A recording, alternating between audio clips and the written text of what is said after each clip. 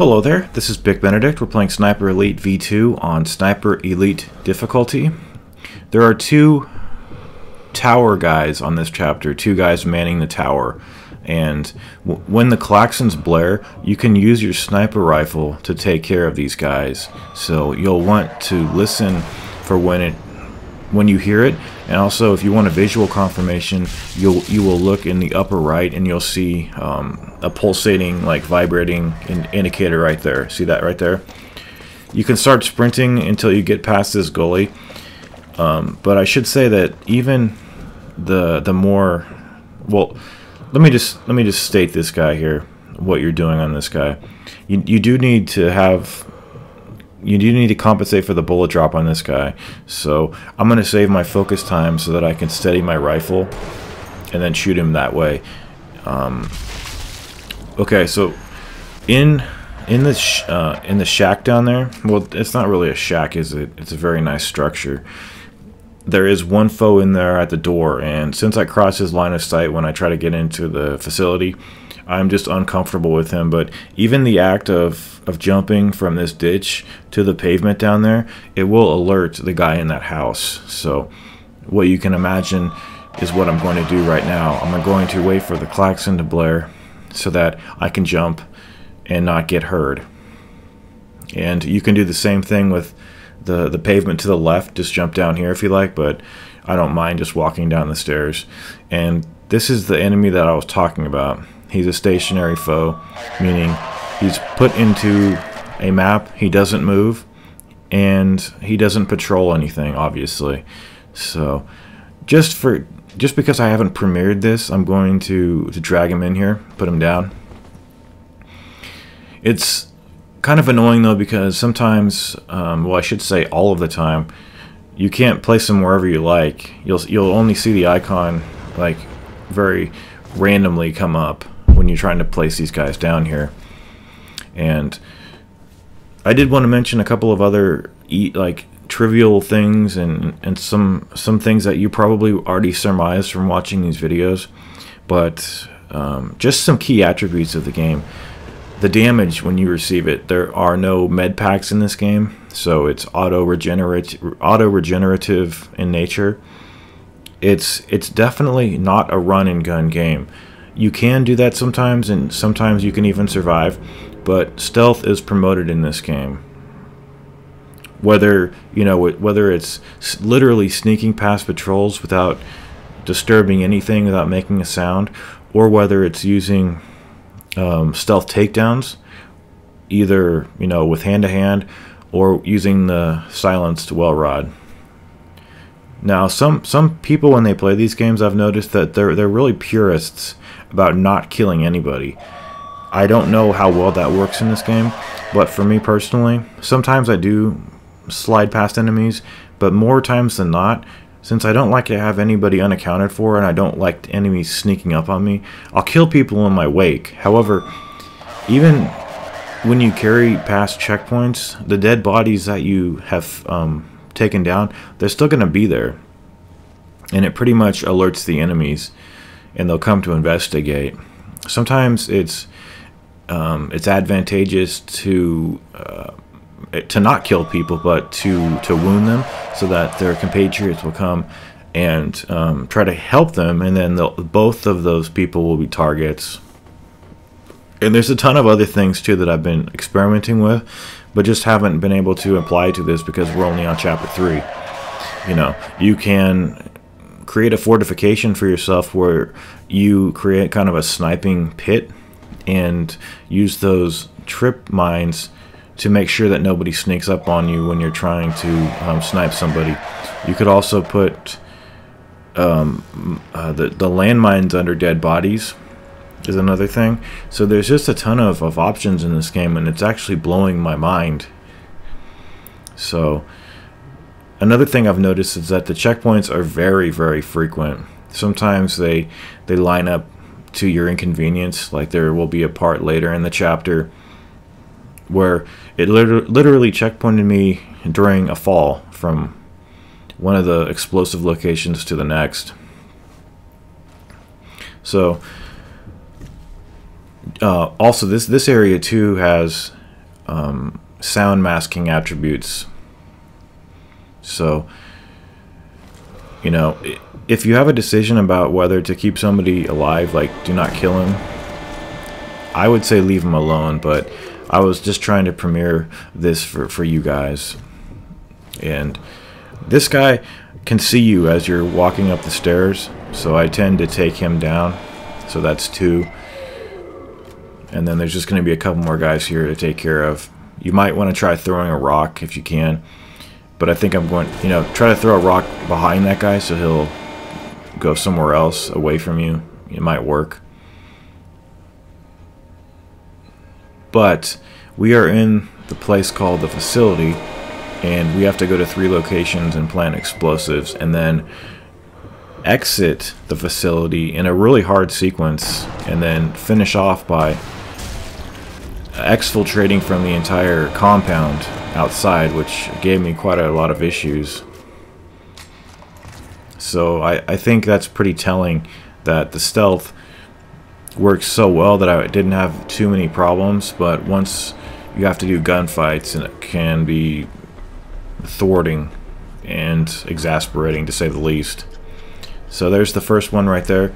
You get a checkpoint, and we're going to jump on down here. There is fall damage in this game, but obviously that fall wasn't too great. So an enemy has come across a dead body, and that's what happened. He was signaling to some of his friends to come and investigate, but I don't think any were close by him. And then this is the next area where you plant explosives, and you'll get another checkpoint because it says objective updated. Okay.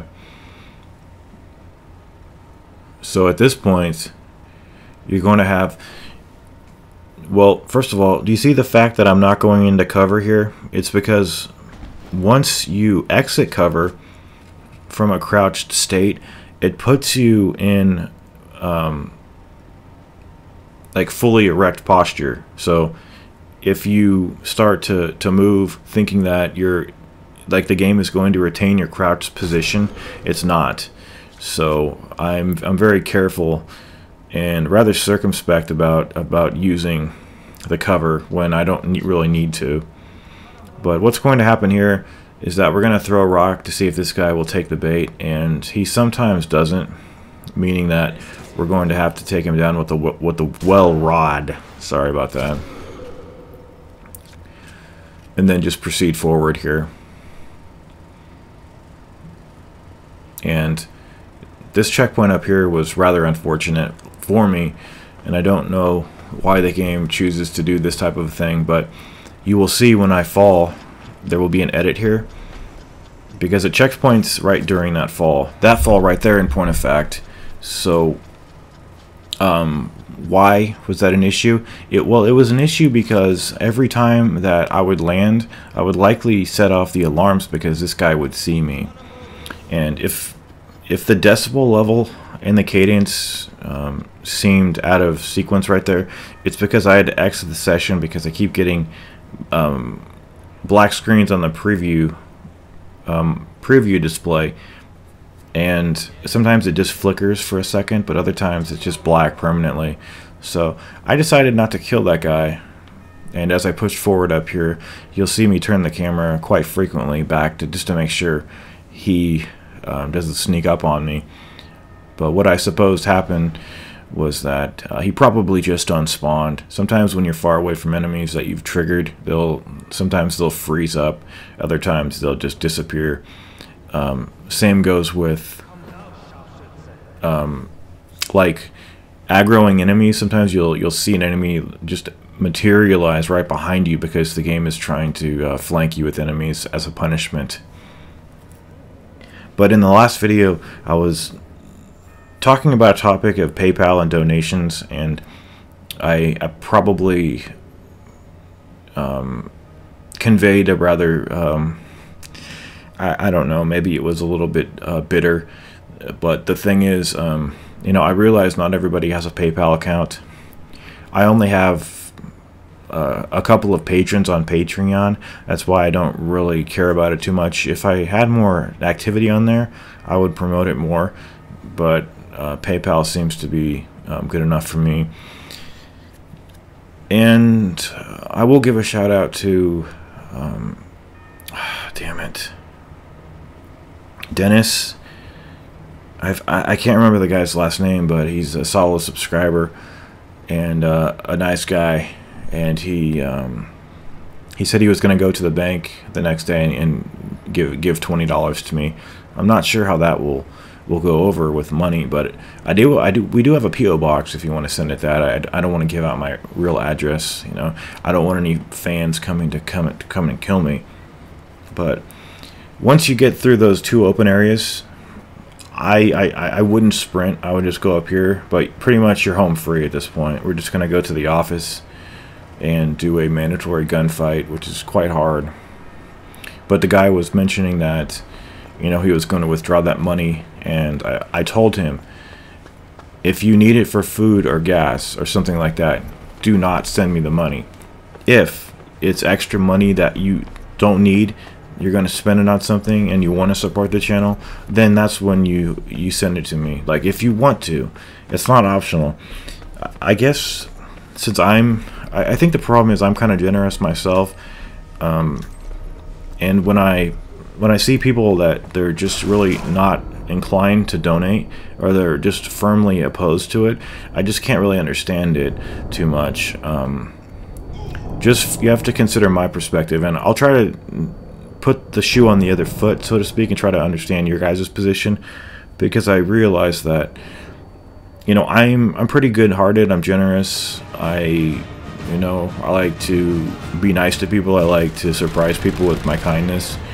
So I can't understand why people wouldn't want to donate. But I suppose that, you know, life is really expensive, and, you know, maybe people just don't like to donate in the first place. So I understand. Just don't take it the wrong way. That's what I wanted to say.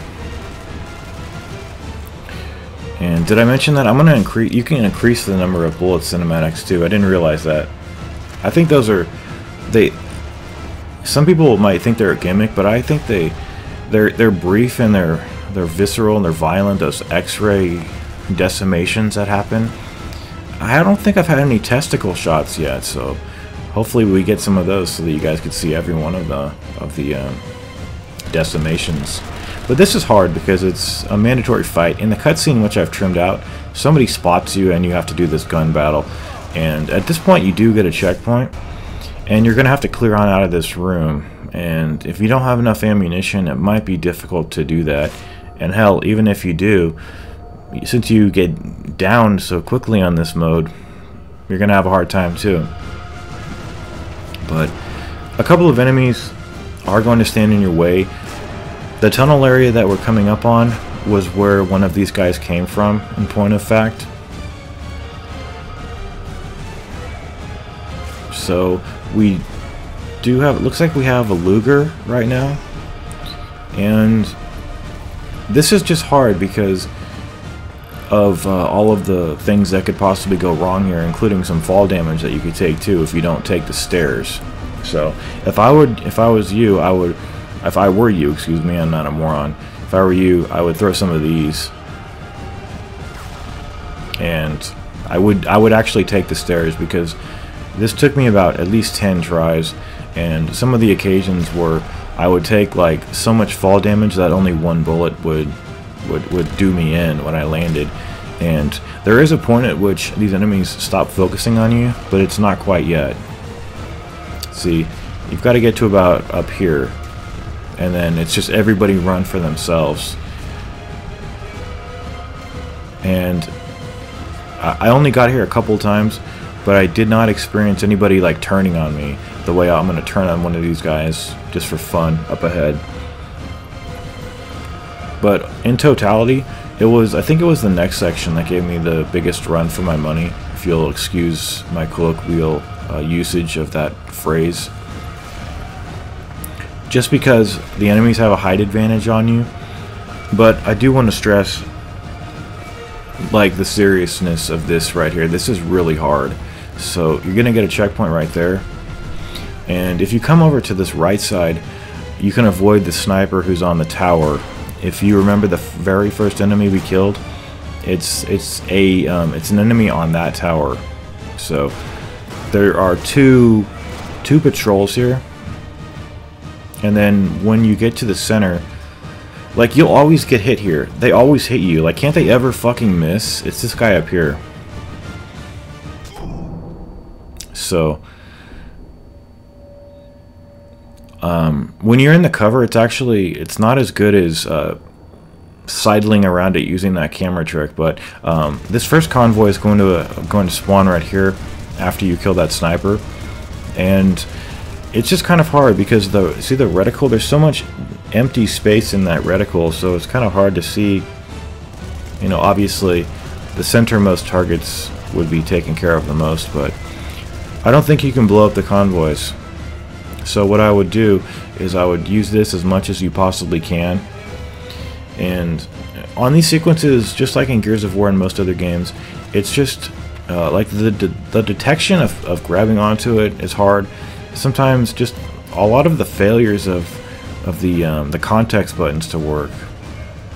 I think we could do a lot better in gaming than to just fumble on all these sequences, and the fumbling is the result of the deaths, not so much our lack of skill or awareness. But what I'm trying to do here is trying to see up this hill as much as I can. So I'm trying to just move around, and the only area that you can flank is to the left, because there's barbed wire to the right. So our goal is to exfiltrate out of this area. However, there's a lot of enemies that stand in our way. I'm not sure if there are more enemies than come out of this car, like if there's any more spawn beyond the car, just because I can't see anything. And sometimes one or two of these enemies may run up that ramp to the tower. Like, he'll run up it and he'll run down it, and you'll see the smoke trails of his shots as he tries to shoot over the wooden partition on the side of it. It doesn't happen here, and it's hard to explain what it is, but you may that may sound familiar to you if you've done this part a bunch of times. But this was just one of those scenarios where I didn't have any assault rifle ammo, and it was difficult for me because the handgun isn't the best.